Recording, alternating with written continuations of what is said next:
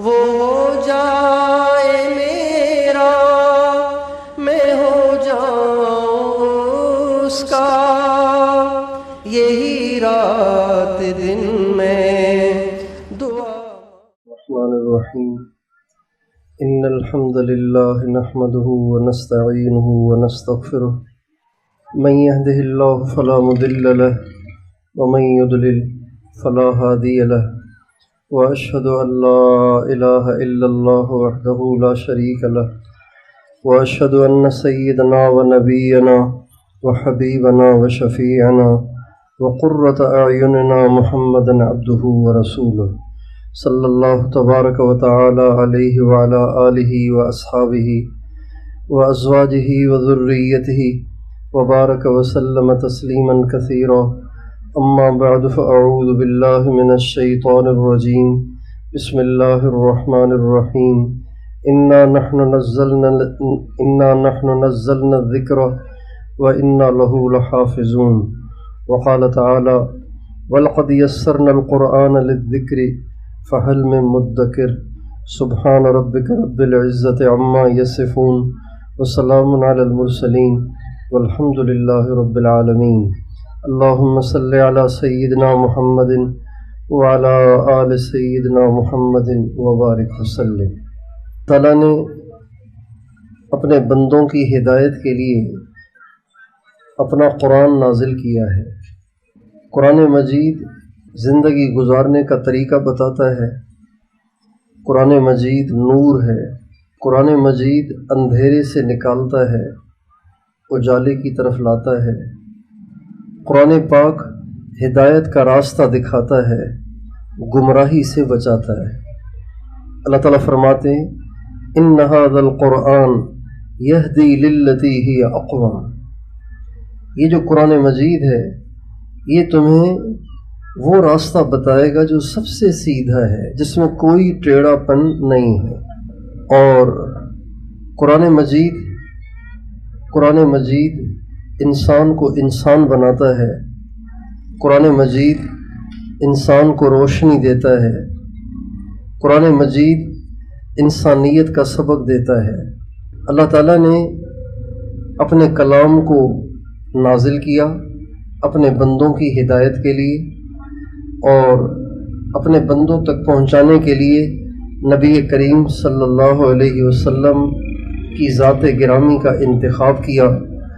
نبی کریم صلی اللہ علیہ وسلم کے ذریعے سے ہم تک قرآن پہنچا، اور مگر چونکہ اللہ تعالیٰ کی ہزاروں حکمتوں کی بنیاد پر نبی نے دنیا سے چند ہی سال کے بعد پردہ فرما جانا تھا، اس لیے اللہ تعالیٰ نے اس قرآن کی حفاظت کا بھی انتظام کیا۔ اگر قرآن مجید کی حفاظت کا انتظام اللہ تعالیٰ کے ہاں سے نہ ہوتا تو قرآن مجید تبدیل ہو جاتا، جب تبدیل ہو جاتا تو اس میں ہدایت نہ رہتی، جب تبدیل ہو جاتا تو اس میں نور نہ رہتا، جب تبدیل ہو جاتا تو یہ اوروں کو سیدھا راستہ نہ دکھاتا، جبکہ قیامت تک کے انسانوں کو سیدھا راستہ دکھانے کی ضرورت تھی۔ اب قیامت تک کے انسانوں کو سیدھا راستہ دکھانے کا کام قرآن ہی سے ہونا ہے، اور قرآن پاک سے جب ساری دنیا کی ہدایت وابستہ ہے تو قرآن کی حفاظت بھی ضروری تھی۔ قرآن مجید سے پہلے جتنی کتابیں آئیں، تورات آئی، انجیل آئی، زبور آئی، اور اس سے پہلے بہت سے صحیفے، 100 صحیفے اور نازل ہوئے، 100 صحیفے اور 4 کتابیں، ان میں سے 3 کتابیں پہلے، چوتھی ہماری قرآن یہ کتاب ہے۔ تو جو 3 کتابیں پہلے اتریں اور جو صحیفے پہلے اترے، ان میں سے کوئی بھی اپنی اصلی شکل میں موجود نہیں ہے۔ آج کیا حضور کے زمانے میں بھی محفوظ نہیں تھا، یعنی آج سے 1500 برس پہلے بھی، جبکہ حضرت عیسیٰ علیہ السلام کو دنیا سے گئے ہوئے صرف 550 سال گزرے تھے۔ عیسیٰ علیہ السلام کو دنیا سے آسمان کی طرف گئے ہوئے، آسمان پہ ان کو اٹھا لیا گیا، عیسیٰ علیہ السلام فوت نہیں ہوئے، عیسیٰ علیہ السلام کو آسمان پہ اٹھا لیا گیا، اللہ نے ان کو اٹھایا، اور وہ اس وقت دوسرے آسمان پہ رہتے ہیں، اور ان قریب جب دجال کا ظہور ہوگا اور وہ دنیا میں فساد برپا کرے گا اور لوگوں کو اپنی خدائی جبر سے منوائے گا، تو اس کو قتل کرنے کے لیے اللہ تعالیٰ حضرت عیسیٰ علیہ السلام کو آسمان سے اتاریں گے، اور یہ آسمان سے اترنے کا واقعہ شام میں دمشق میں ظہور پذیر ہوگا۔ دمشق میں حضرت عیسیٰ علیہ السلام آسمان سے اتریں گے اور دجال سے لڑیں گے اور اس کو قتل کریں گے۔ تو عیسیٰ علیہ السلام کے آسمان پہ جانے کو ابھی 500 کچھ برس گزرے ہیں کہ انجیل اپنی اصلی شکل میں نہیں ہے۔ انجیل تبدیل، تورات تبدیل، صحیفے تبدیل، زبور کا نام و نشانی نہیں۔ لیکن اگر قرآن بھی ایسے ہوتا، اگر قرآن بھی تبدیل ہو جاتا اور قرآن میں بھی تبدیلیاں ہو جاتی، تو بتائیے انسانوں کو ہدایت کا راستہ دکھانے کے لیے اب کون سا انتظام ہوتا؟ عالم کی حیثیت قرآن کی وجہ سے ہے۔ عالم کی بات جو مستند بن جاتی ہے وہ قرآن سے بنتی ہے۔ عالم کے پاس قرآن نہ ہو، اس کی بات مستند نہیں، کیونکہ وہ صاحب وحی تو ہے نہیں، نبی تو ہے نہیں کہ اس پہ وحی اترتی ہے، وہ کہاں سے لائے گا احکام؟ جب قرآن ہی سلامت نہ ہو تو عالم کا علم غیر مستند، حافظ تو ہوتے ہی نہیں۔ اور ایسے ہی دنیا کا کوئی بھی مبلغ اور دائی اس کی بات مستند نہ بنتی اگر قرآن محفوظ نہ ہوتا۔ اللہ تعالیٰ نے اس قرآن مجید کو محفوظ کرنا تھا اور قیامت تک اس کو اسی شکل میں رکھنا تھا، اور اللہ تعالیٰ نے اس کو قرآن مجید میں اس کی ضمانت دی، اِنَّا نَحْنُ نَزَّلْنَا الذِّكْرَ وَإِنَّا لَهُ لَحَافِظُونَ۔ اللہ تعالیٰ فرماتے ہیں میں نے قرآن کو نازل کیا ہے اور میں اس کا محافظ ہوں۔ دنیا کی کوئی طاقت میرے کلام کو نہ مٹا سکتی ہے، نہ اسے بدل سکتی ہے، نہ اس میں کوئی تبدیلیاں کر سکتی ہے، نہ اس میں سے کچھ اٹھا سکتی ہے اور اس میں سے کچھ کم کر سکتی ہے، نہ اس میں کچھ بڑھا سکتی ہے، اس لیے کہ اس قرآن کا محافظ میں ہوں۔ قرآن کا محافظ کون ہے؟ سارے بتائیں۔ قرآن کا محافظ اللہ ہے۔ اللہ نے قرآن کی حفاظت کرنی ہے، لیکن اللہ تعالیٰ جیسے اللہ تعالیٰ فرماتے ہیں کہ ان اللہ هو الرزاق ذو القوة المتین، اللہ تعالیٰ فرماتے ہیں روزی میں دیتا ہوں۔ بھئی آپ کی توجہ ہے کہ نہیں؟ آپ توجہ کریں گے تو میں بات کر سکوں گا، ورنہ میری بات نہیں ہوگی۔ اللہ تعالیٰ فرماتے ہیں کہ میں ہوں رزق دینے والا۔ رزق دینے والا کون ہے؟ اللہ ہے۔ اللہ نے رزق دینا ہے، کل بھی دیتا تھا، آج بھی دیتا ہے، آئندہ بھی دے گا، قیامت تک جتنے لوگ پیدا ہوتے رہیں گے سب کو روزی اللہ دے گا۔ لیکن اس روزی کے ملنے کا انتظام کیا ہے؟ انتظام یہ ہے کہ اللہ تعالیٰ نے کچھ لوگوں کو زمیندار بنا دیا، کچھ کو کسان بنا دیا، اور کچھ کو مل دے دیے، فیکٹریاں دے دیں، اور کچھ کو ہول سیلر بنا دیا، اور کچھ کو چھوٹی چھوٹی دکانیں دے دیں۔ یوں ہوتے ہوتے ہوتے ہوتے غلہ اللہ اگاتا ہے، اور محنت اس کی کسان کرتا ہے، زمیندار اس کی دیکھ بھال کرتا ہے، کسان اس کی محنت کرتا ہے، اور وہاں سے وہ فیکٹریوں میں صاف ہو کر ہول سیلروں کے پاس آتی ہے، اور وہاں سے چھوٹے چھوٹے دکانوں پہ آتی ہے، وہاں سے ہمارے گھروں میں آتی ہے۔ گندم، غلہ، سبزیاں، یہ ساری چیزیں ہمارے پاس اللہ بھیجتا ہے، لیکن اللہ نے اس کا ایک نظام بنا دیا کہ گندم دنیا میں باقی رہے، اس کا نظام یہ ہے۔ چاول دنیا میں باقی رہے، اس کا نظام یہ ہے۔ پھل، سبزیاں اور فروٹ دنیا میں باقی رہے، اس کا نظام یہ ہے۔ اگر دنیا کے تمام کسان، دنیا کے تمام زمیندار اور دنیا کے تمام کسان گندم کاشت کرنا چھوڑ دیں اور سارے جا کے کوئی اور کام کرنا شروع کر دیں، تو بتائیے دنیا سے گندم ختم ہو جائے گی کہ نہیں ہو جائے گی؟ بھائی گندم ختم ہو جائے گی نا۔ اگر ساری دنیا کے ہی کسان اور زمیندار گندم کی کاشت کرنا چھوڑ دیں تو گندم ختم ہو جائے گی۔ ساری دنیا کے زمیندار اگر کپاس کو کاشت کرنا چھوڑ دیں تو آہستہ آہستہ کپڑوں کی فیکٹریاں، ٹیکسٹائل ملیں ختم ہو جائیں گی اور لوگوں کے پاس کپڑے ہی نہیں رہیں گے. جو کپڑے ہیں جو ہول سیلروں کے پاس ہیں پہلے وہاں سے ختم ہوں گے، چھوٹی چھوٹی دکانوں سے ختم ہوں گے، پھر جو لوگوں کے پاس ہیں وہ آہستہ آہستہ گھس گھس کے پھٹ جائیں گے، پرانے ہو جائیں گے، ختم ہو جائیں گے، یہاں تک کہ لوگ ننگے ہو جائیں گے، کپڑے ہی نہیں رہیں گے. لیکن ان کپڑوں کے ختم ہونے کی جو ابتدا ہوئی وہ کسانوں کے کاشت نہ کرنے سے ہوئی. لہذا کپاس کا کاشت کرنا دنیا میں کپڑوں کو باقی رکھنے کے لیے ضروری. غلے کا باقی رہنا لوگوں کے کھانے پینے کا انتظام کرنے کے لیے، غلے کا باقی رہنا یہ کسان کے گندم کو، چاولوں کو، سبزیوں کو کاشت کرنا ضروری. اگر کسان کاشت کرنا چھوڑ دیں گے تو ایک دن غلے ختم ہو جائیں گے، کپاس کو کاشت کرنا چھوڑ دیں گے کپڑے ختم ہو جائیں گے. بالکل اس طرح سے اللہ تعالیٰ نے قرآن کی حفاظت کو اپنے ذمے لیا ہے. قرآن کا محافظ اللہ ہے. دنیا کی کوئی طاقت قرآن کو بدل نہیں سکتی. لوگوں نے بڑی کوششیں کی لیکن ان کی ساری کوششیں فیل ہو گئیں. آج بھی دنیا کے تمام بر اعظموں میں آپ افریقہ چلے جائیں تو وہاں کے کالے کالے بھی یہی قرآن پڑھ رہے ہیں. مسجد نبوی میں چلے جائیں تو وہاں بھی یہی قرآن پڑھا جا رہا ہے. بیت اللہ شریف میں چلے جائیں وہاں بھی یہی قرآن پڑھا جا رہا ہے. آپ آسٹریلیا چلے جائیں، فجی آئی لینڈ چلے جائیں، مشرقی ممالک میں وہاں بھی یہی قرآن پڑھا جا رہا ہے. آپ کینیڈا چلے جائیں، انگلینڈ چلے جائیں، امریکہ کی ریاستوں میں چلے جائیں، دنیا میں کہیں بھی جائیں قرآن آپ کو یہی ملے گا. وہی الحمد سے شروع ہوگا، والناس پہ ختم ہوگا. نہ زیر کا فرق، نہ زبر کا فرق، نہ پیش کا فرق، نہ نقطے کا فرق، نہ کسی فاعل اور مفعول کا فرق. سارے کا سارا قرآن وہی ہے جو یہاں ہے اور ساری دنیا میں ہے. یہ جو قرآن کی حفاظت چل رہی ہے اس کا نظام اللہ نے کیا بنایا؟ بھائی گندم، غلے، سبزیوں کا نظام تو میں نے آپ کو موٹا موٹا سنا دیا نا. زمیندار اور پھر کسان، پھر ہول سیلر، فیکٹریاں، ہول سیلر، چھوٹی چھوٹی دکانیں اور اس طرح سے گھروں میں. اللہ نے قرآن مجید کی حفاظت کا کیا انتظام کیا؟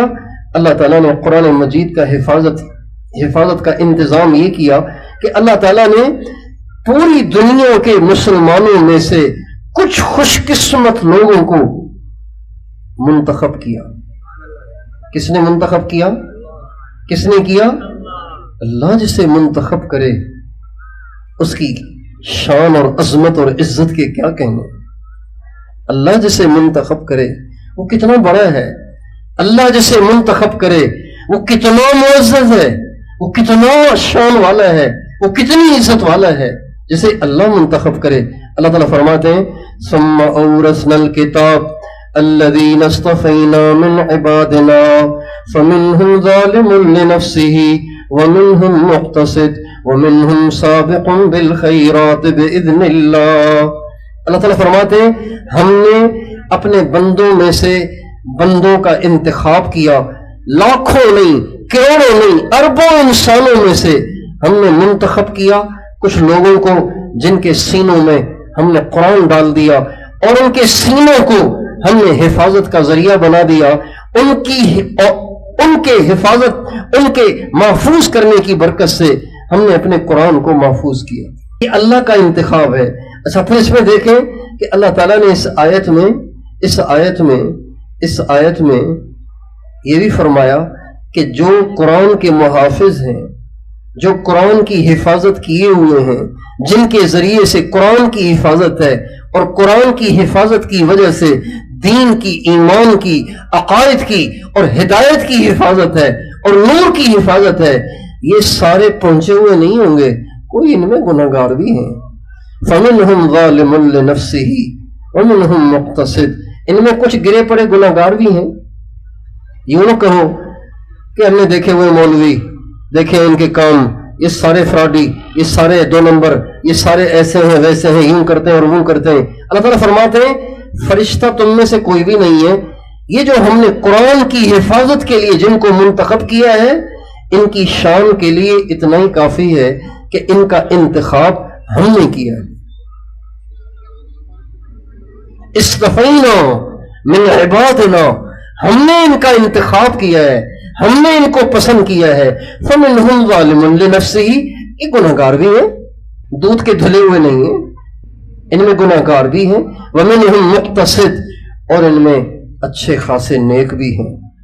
वमिनहुम साबिक़ुन बिल खैरात बिइज़्निल्लाह, और इनमें वो भी हैं जो बड़े पहुंचे हुए हैं, अल्लाह वाले हैं, पहुंचे हुए हैं। वमिनहुम साबिक़ुन बिल खैरात बिइज़्निल्लाह, इनमें वो भी हैं जो अल्लाह के हुक्म से, अल्लाह की तौफीक से बहुत पहुंचे हुए बड़े अल्लाह वाले, बड़े बुजुर्ग हैं। लेकिन हैं सारे के सारे अल्लाह के पसंदीदा, हैं सारे के सारे अल्लाह के मुंतखब शुदा। और हमारे नबी का इरशाद है, खैरुकुम मन तअल्लमल कुरआन व अल्लमह, जो कुरान सिखा रहा है, जो कुरान सीख रहा है, जो कुरान सिखा रहा है और जो कुरान सीख रहा है, ये दोनों कुरान की हिफाजत का जरिया है। भाई देखें ना, किसान गंदम के वजूद का जरिया, जमींदार गंदम के वजूद, जमीन किसान को वही देता है, वो जमीन ही न दे तो किसान अपने सर पे तो काश्त नहीं करेगा ना गंदम को। तो जमींदार भी जरिया है, किसान भी जरिया है, और फैक्ट्रियों वाले भी जरिया हैं, होलसेलर भी जरिया है, छोटी छोटी देहातों की दुकानें ये भी जरिया हैं। ये सब के सब मिलकर एक मेहनत करते हैं जिससे गंदम वजूद में आती है, लोगों को खाने के लिए मिलती है। इसी तरह पढ़ाने वाला, जो कारी साहब पढ़ा रहे हैं, ये भी कुरान की हिफाजत का जरिया है। जो पढ़ रहा है वो भी कुरान की हिफाजत का जरिया है। और जिसने अपने माल से मदरसा बनाया और उस मदरसे में कारी साहब को भी बिठाया और बच्चे भी मुहैया कर दिए कि जी इन सबको आप कुरान पढ़ाएं, और जो इस मदरसे का मुआविन है, जो इस मदरसे का मददगार है, जो इस मदरसे को बनाने वाला है, जो इसके इंतजामात में हिस्सा डालने वाला है, ये सब के सब कुरान के पहरेदार और कुरान के मुहाफिज, और ये सब वो हैं जिनसे अल्लाह अपने कलाम की हिफाजत का काम ले रहा है। ये कितनी बड़ी बात है।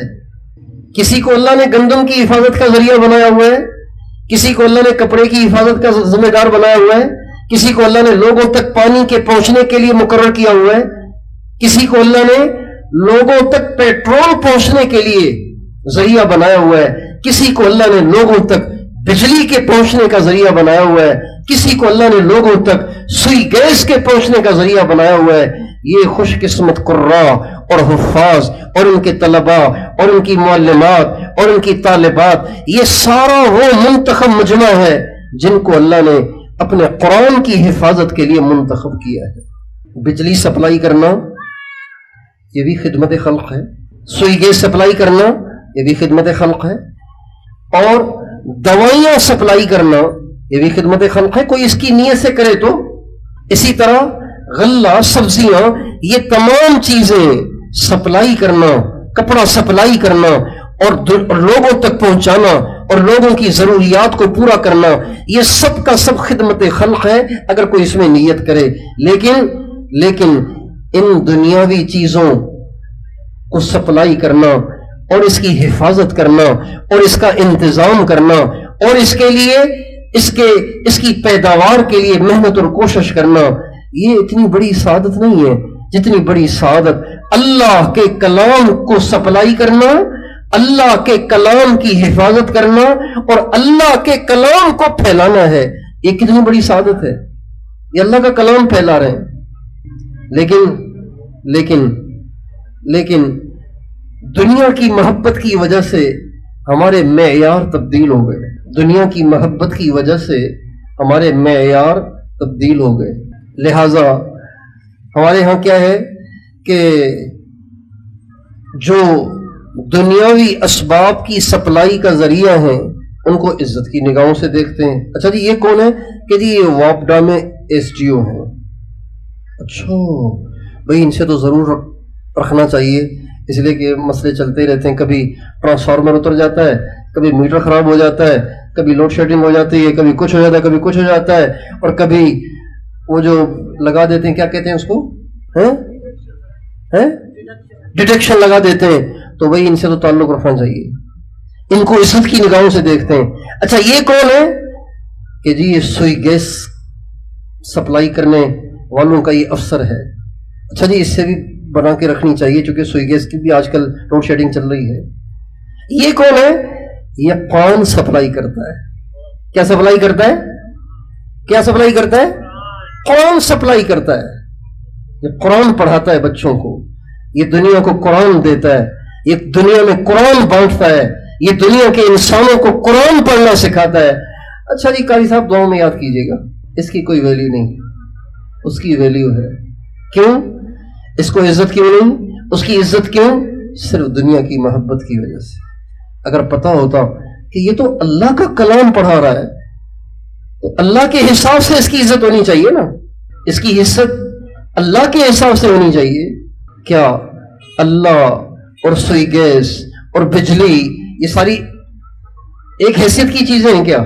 اس لیے یہ جو مدارس ہیں، یہ جو مکاتب ہیں، سچ پوچھیں ان کا امت مسلمہ پہ احسان ہے کہ انہوں نے اپنی زندگیاں وقف کر رکھی ہیں اسلام کی حفاظت کے لیے اور قرآن کی حفاظت کے لیے اور قرآن مجید کو پھیلانے کے لیے. اگر یہ مدارس بند ہو جائیں تو قرآن کی حفاظت کا کیا انتظام ہے؟ جیسے میں نے مثال دی نا کسان والی، اگر سارے کسان گندم کاشت کرنا چھوڑ دیں، کپاس کاشت کرنا چھوڑ دیں، گندم بھی ختم ہو جائے گی، کپڑا بھی ختم ہو جائے گا، کبھی نہ کبھی تو ختم ہو جائیں گے. اگر یہ تمام مدارس بند ہو جائیں اور مدارس میں پڑھانے والے بھی کہیں بھائی یہاں تو تنخواہ ملتی ہے 8,000 10,000، کیسے گزارا ہوگا؟ ہم نے نہیں پڑھانا، ہم بھی جاتے ہیں مزدوری کرنے کے لیے، ہم بھی جاتے ہیں کسی پیٹرول پمپ پہ جا کے نوکری کریں گے تو گاڑیوں کی ٹینکیوں میں پیٹرول ڈالیں گے، کم از کم 40,000 تو ملیں گے، یہاں تو 8,000 ملتے ہیں، 8,000 سے کیسے گھر چلے گا؟ اگر ساری دنیا کے مدارس والے بھی اسی طرح پڑھانے سے انکار کر دیں، مدارس کو بند کر دیں، تو بتائیے جب قرآن نہیں رہے گا تو ہدایت نہیں رہے گی، جب قرآن نہیں رہے گا تو نور نہیں رہے گا، جب قرآن نہیں رہے گا تو انسان نہیں رہے گا، قرآن نہیں رہے گا تو اسلام نہیں رہے گا، ایمان نہیں رہے گا تو ہم تو کفر میں چلے جائیں گے. یہ کتنے بڑے محسن ہیں مدارس والے. اور اب آپ سوچیں کہ مدارس کتنے ضروری ہیں. آئے دن لوگ کہتے رہتے ہیں یہ مدارس دہشت گرد بنا رہے ہیں، یہ مدارس دہشت گرد بنا رہے ہیں، یہ مدارس ترقی کی راہوں میں رکاوٹ ہے، ان مولویوں کو ہٹاؤ تاکہ ملک ترقی کرے. کون سی ترقی چاہتے ہیں آپ؟ کون سی ترقی چاہیے آپ کو؟ وہ ترقی چاہیے جس میں عورتیں ننگی ہو کے سڑکوں میں گھومیں، وہ ترقی چاہیے. وہ ترقی چاہیے جس میں لڑکے لڑکیاں آپس میں اکٹھے رہیں، کوئی رشتہ نہ ہو، کوئی نکاح نہ ہو، کبھی ایک رات اس کے ساتھ، اگلی رات اس کے ساتھ، اگلی رات اس کے ساتھ. کیا یہ ترقی چاہتے ہیں؟ اس ترقی میں بے شک یہ مدارس رکاوٹ ہیں، یہ مولوی رکاوٹ ہیں، یہ مدرسوں والے رکاوٹ ہیں، یہ دین والے رکاوٹ ہیں، مگر یہ ترقی نہیں ہے، یہ بے حیائی ہے، یہ بدکاری ہے، یہ حیوانیت ہے، یہ فحش حرکتیں ہیں جو انسان کو بھی زیب نہیں دیتی. کسی نبی نے اس کی اجازت نہیں دی، کسی شریعت نے اس کی اجازت نہیں دی. زنا یہ ہر شریعت میں حرام رہا، لڑکے لڑکی کا اختلاط ہر شریعت میں حرام رہا، اور آج اس کلچر کو پروموٹ کیا جا رہا ہے، ہمارے معاشرے میں اس کو آگے بڑھایا جا رہا ہے، اس کو پھیلانے کی کوششیں کی جا رہی ہیں. اس لیے بھائیوں یہ مدارس ان راہوں میں رکاوٹ ہیں، یہ مدارس دین کی حفاظت کا ذریعہ ہیں، یہ مدارس آپ اور آپ کی نسلوں کے ایمان کی حفاظت کا ذریعہ. بھئی کیا پڑھیے کسی کو؟ کیا ان قاری صاحبان کے بچے نہیں ہیں؟ کیا ان حافظوں کے بچے نہیں ہیں؟ کیا ان کے بچے کھلونے نہیں مانگتے ہوں گے؟ کیا ان کے بچے ٹرافیاں اور چاکلیٹ نہیں مانگتے ہوں گے؟ کیا ان کے بچوں کے دلوں میں خواہشات پیدا نہیں ہوتی ہوں گی؟ اور کیا بچوں کی خواہشات 8,000 میں پوری ہو جائیں گی؟ کہنا بڑا آسان ہے، کرنا بڑا مشکل ہے. یہ ہمارا دیندار طبقہ، داڑھیوں والے، ٹوپیوں والے، پگڑیوں والے، یہ بھی قاری صاحب کو سمجھتے ہیں کہ یہ تو بیچارہ ایسے ہی نکما سا آدمی ہے. نہیں میرے بھائی، یہ قرآن کا محافظ ہے. بتاؤ کس کا محافظ ہے؟ شکر کرو اللہ نے ہمیں ایسے لوگ دیے ہیں ہمارا ملک اس حوالے سے دنیا میں فرسٹ پوزیشن پر ہے. اللہ کا شکر ہے. ہمارے ملک والے علم حاصل کرنے کے لیے، دینی علم حاصل کرنے کے لیے کہیں نہیں جاتے، یہیں آتے ہیں سارے. آپ اپنے مدارس میں جا کے دیکھیں. اب تو ویزوں میں بڑی مشکلات آ گئی ہیں، ورنہ آج سے 10 سال پہلے، 20 سال پہلے، 30 سال پہلے یہاں پوری دنیا کے نوجوان آ رہے تھے پڑھنے. لڑکیاں بھی آ رہی تھیں، لڑکے بھی آ رہے تھے پڑھنے پوری دنیا سے. اور اب بھی اللہ کا شکر ہے کئی سارے پاکستان میں مدارس ہیں جہاں 90 ملکوں کے بچے پڑھ رہے ہیں. اللہ تعالیٰ نے آپ کے ملک کو امتیاز دیا ہے، وہ علم دیا ہے، وہ نور دیا ہے، وہ مدارس دیے ہیں، وہ علماء دیے ہیں جنہوں نے پیسے لے کر فتوے تبدیل نہیں کیے، جنہوں نے پیسے لے کر اپنے مسائل تبدیل نہیں کیے، جنہوں نے پیسے لے کر اپنے علم کو بیچا نہیں. یأخذون عرض هذا الادنى. اللہ تعالیٰ فرماتے ہیں یہ نکمے اور نالائق چند ٹکے لے کر مسائل کو بدلتے ہیں اور ہمیشہ کے لیے جہنم کی آگ کو مول لیتے ہیں. اللہ تعالیٰ نے ہمیں ایسے علماء دیے، ایسے حفاظ دیے، ایسے قاری دیے، ایسے مسجدوں کے امام دیے، ایسے خطیب دیے جنہوں نے ٹکے لے کر، پیسے لے کر، رشوت لے کر اور مال کھا کر، مال والوں کا مال کھا کر مسائل تبدیل نہیں کیے، فتوے تبدیل نہیں کیے، کتابیں تبدیل نہیں کی، حدیثیں تبدیل نہیں کی، بلکہ من وعن فقہ کو پہنچایا، من وعن قرآن کو پہنچایا، من وعن انہوں نے حدیث کو پہنچایا. اور آج اس کی برکت سے آپ کے ملک میں کسی نہ کسی درجے میں اسلام زندہ ہے. اس لیے اللہ تعالی ہمیں مدارس کی قدر دے، علماء کی، حفاظ کی اور ان اہل دین کی قدر دے، اور ہمیں بھی ان کا معاون اور مددگار بننے کی توفیق عطا فرمائے، اور ہمیں بھی قرآن کی حفاظت کے اس پلان کا حصہ بننے کی توفیق عطا فرمائے.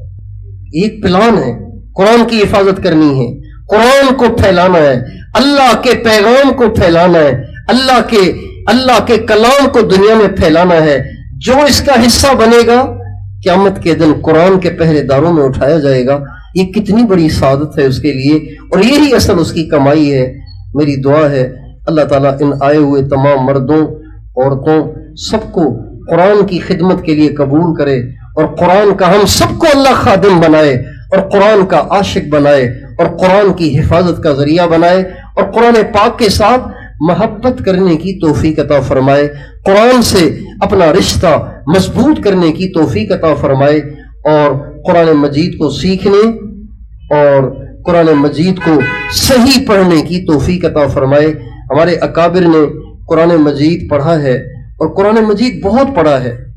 نبی کریم صلی اللہ علیہ وسلم ساری رات قرآن پڑھتے تھے. بعض دفعہ ہمارے نبی ساری رات قرآن پڑھتے تھے. حضرت حذیفہ رضی اللہ تعالیٰ عنہ فرماتے ہیں کہ ایک دفعہ آپ علیہ السلام تہجد پڑھ رہے تھے، تو ابھی آپ نے تہجد کی نماز شروع ہی کی تھی، تو میں نے کہا چلو میں بھی پیچھے نیت باندھ لیتا ہوں.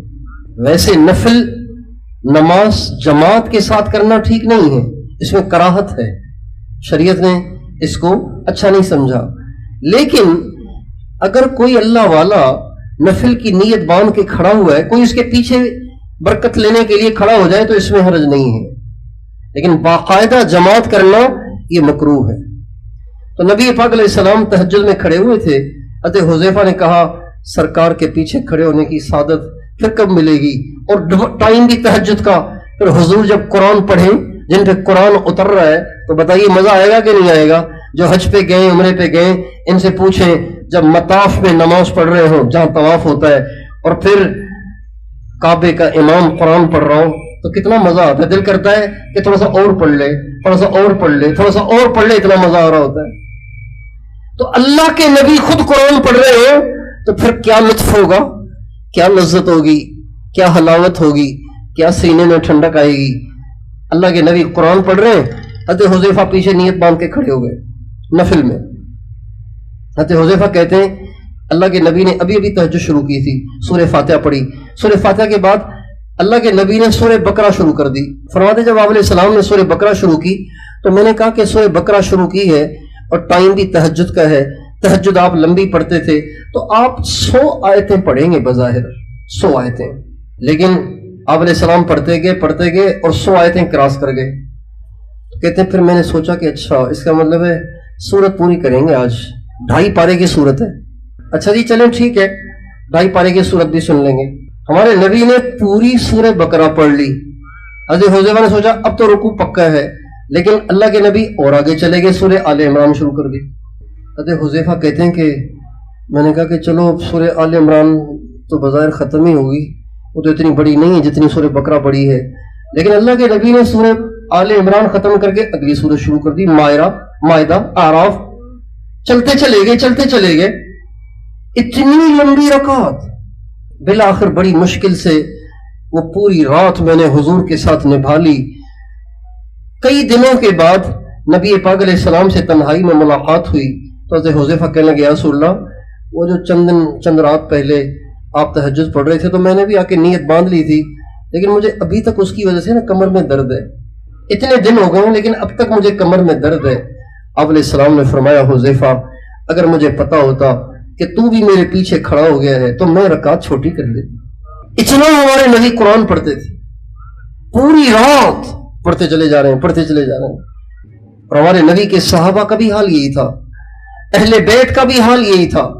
حضرت بیوی فاطمہ الزہرا رضی اللہ تعالی عنہا نے ایک دفعہ عشاء کے بعد نفل کی نیت باندھی اور وہ نفل نماز اتنی لمبی ہو گئی کہ 2 رکعت میں صبح صادق کا ٹائم ہو گیا۔ پوری رات گزار دی صرف 2 رکعت میں، قرآن پڑھ رہی ہیں۔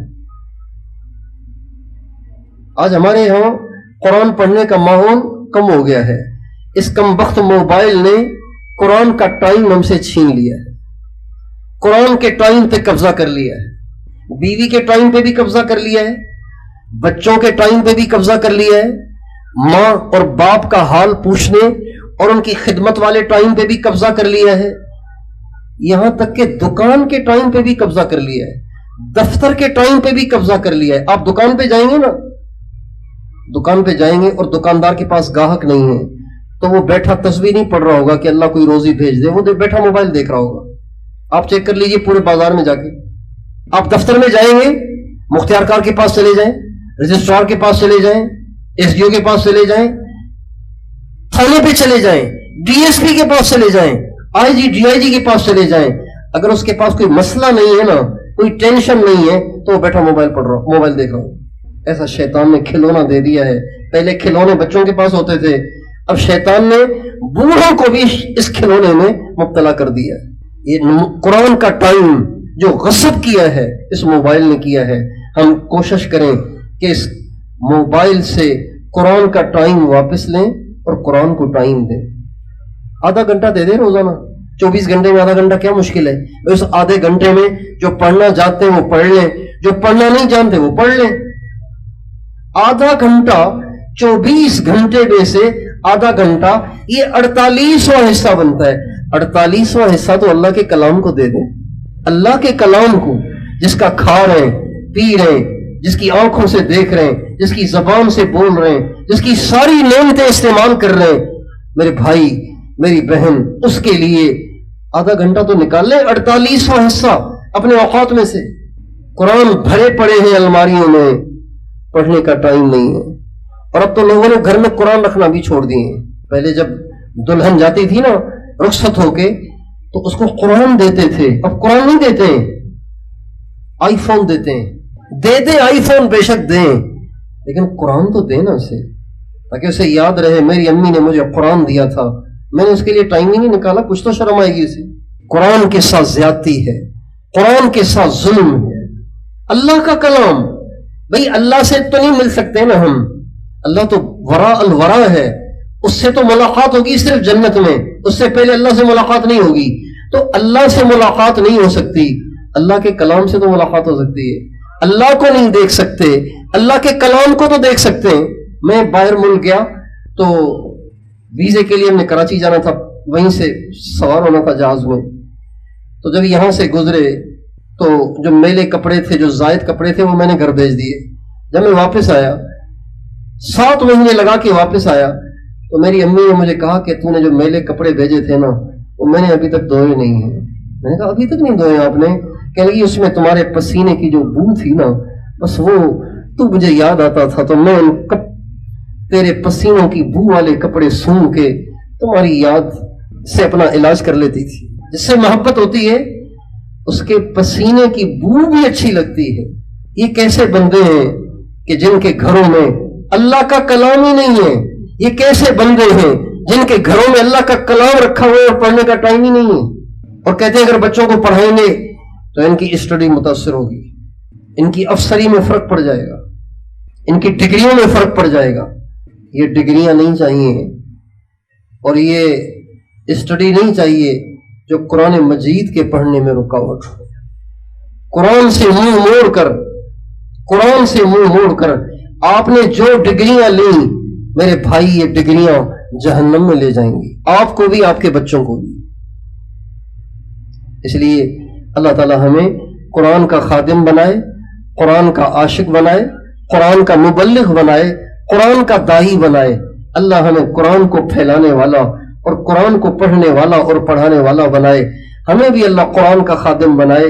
ہماری قیامت تک کی نسلوں سے اللہ قرآن پاک کی حفاظت کا کام لے. اس کی دعائیں مانگا کریں. ہاں اگر آپ نے اپنے بچے کو قرآن کا پہرے دار بنا کے چھوڑا اور آپ مر گئے تو پھر آپ پریشان نہ ہوں، آپ کی قبر میں وارے نیارے رہیں گے.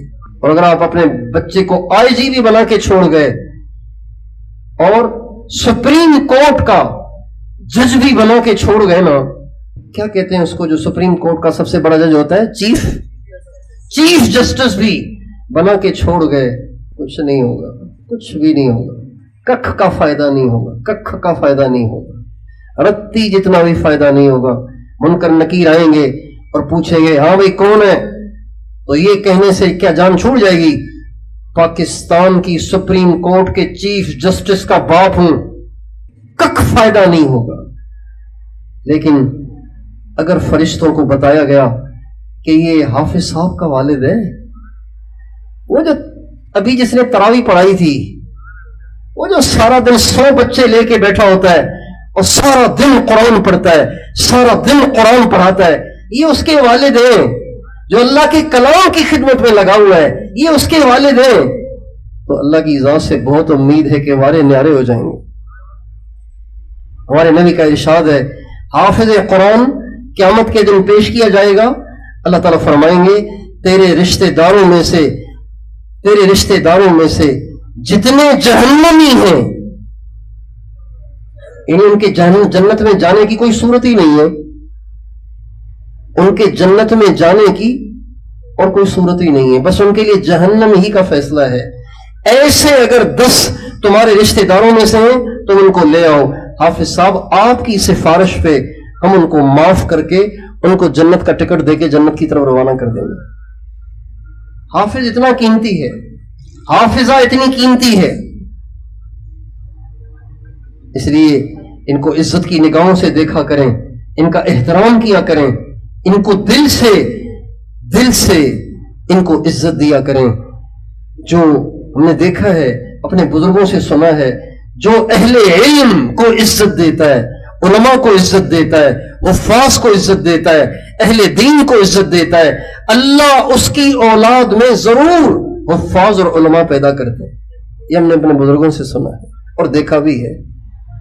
تو آپ سارے بھائیوں سے درخواست ہے، ایک تو مدارس کے بارے میں ذہن صاف رکھیں.